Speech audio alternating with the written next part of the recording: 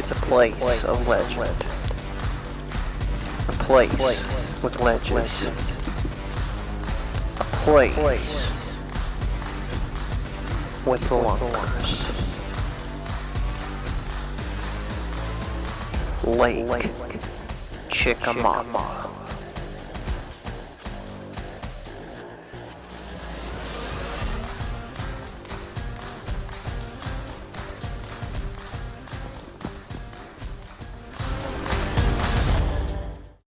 Alright guys, well, as you can tell, I'm already wearing my rain gear.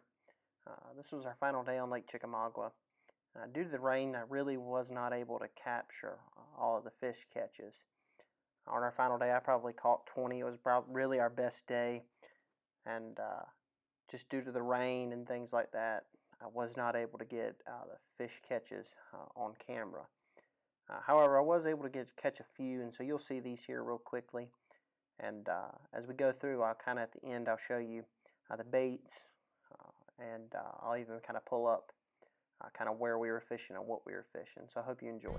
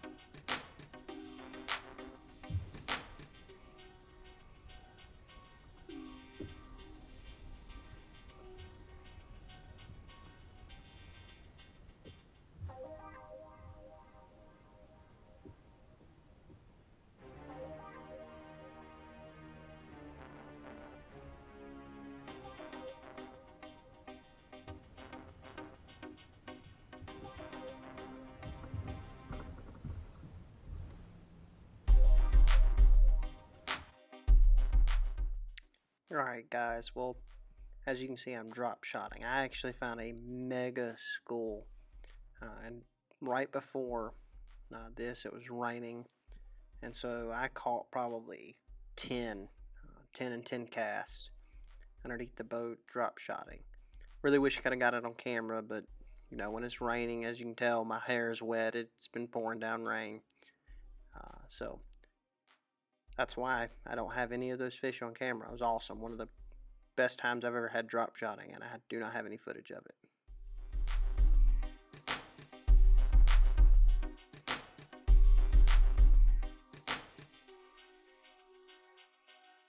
Well, alright guys, well, I'm going to quickly run down what we were using, what seemed to work really well, and then kind of show you maybe a couple of the places. Number one, I threw this a lot. It's the Berkeley Dredger 25.5. This has become quickly one of my favorite crankbaits. Really utilize this. As you see in the video today, I caught a couple on this. Actually, I caught, I think, 5 this particular day, our final day on this bait.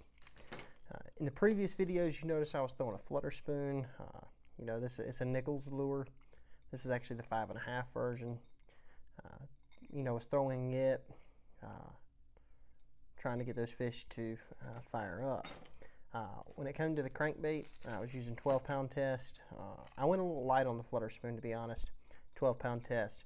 For the crankbait, I was using an 8-foot HMX crankbait blank, Revo SX. Really enjoyed that. If you haven't, been over to my Instagram page. I actually talk about that rod, and so go over there, check that out. I think you'll enjoy it. When it came to the spoon, you'll actually see the exact setup that I'm using in an upcoming video that I filmed here on Lake Douglas, which is about an hour from the house. So, but for that, I was using a 7.6 medium heavy moderate action blank, and man, that is an awesome blank for a Flutter Spoon. Then, you know, we did a lot of our damage on a big worm, and we fished it 2 ways. My dad, as you saw in the video today, was throwing it on a swing head. This is actually the exact one he was using. He was using a 3/8, which is a little light for the current. I was using a Texas rig, and I was using a 3/4 ounce tungsten weight 5/0 hook. Now, we used several different types of worms. We used a Deep Creek 10-inch paddle tail. We used the Guggenbait's Mondo worm and plum. I used the Zumo Monster and strawberry. And then we used a Gary Yamamoto 12-inch worm and green pumpkin. When it came to the drop shot, which you saw a little bit of in today's video, I was throwing a 5-inch Dream Shot in Sexy Shad, and I was using, I want to say it's a 3/16 ounce tungsten weight. That particular rod there is an HMX Elite 6.9 medium light. Really enjoy that blank. For the Texas rigs, standard equipment, I was using a 17-pound, 7-foot heavy action rod, quantum smoke reel. And then Dad on the swing head was using a 610 HMX Elite Pro blank, medium heavy, fast action. And he had that one spooled up with 17 as well for the swing head. And so, I mean, that's the equipment that we used. I am going to let you know what ended up, I think, was going on. As you can see from the video, or the picture right here, my brother actually caught some Mondos the last day. You know, where me and Dad were out fishing deep, he went shallow, and he caught one of those fish on a Ned rig and the other one on a shaky head. And so for probably the last hour of the day, on the final day, I did fish shallow and I did throw a Ned rig. And I caught one about 4 pounds, got a couple 2.5 pounders, caught a bunch of crappie, a bunch of other stuff on the Ned rig fishing around docks. And so what I think had happened is, you know, immediately after the spawn, I think those fish pull out into the ledge. And then as they get more pressure offshore, I think those fish begin to push back up. And so, you know, if you're fishing Lake Chickamauga, you know, check out deep. because there are schools out deep, and I have found a bunch of them. But they seem to be that the bigger fish were up shallow, and I think it's because they just were not getting the pressure that those offshore fish were. So, man, I hope this has helped. I hope you've enjoyed this series. I know I did. I really, really enjoyed just getting to fish one of the greatest lakes in America. And so, man, I'm looking forward to next year. Already beginning to maybe look at a few different places that we'll be going. I hope these tips have helped you. Hope this series, you've enjoyed it. Let me just let you know there is an awesome offshore video coming up that I filmed on Lake Douglas. One of the best days bass fishing I've had in a really long time. Caught a bunch of fish. Fired up 2 schools. It was really, really awesome. And so, once again, was using the Flutter Spoon. And I think I'm actually going to do a how to fish a Flutter Spoon because I actually do things a little bit different. And I think that's why I get a few more bites. So, look forward to that. Once again, guys, I do want to thank you. Thank you for watching. Thank you for tuning in. We'll make sure we catch you next week. My supper is waiting. Peace.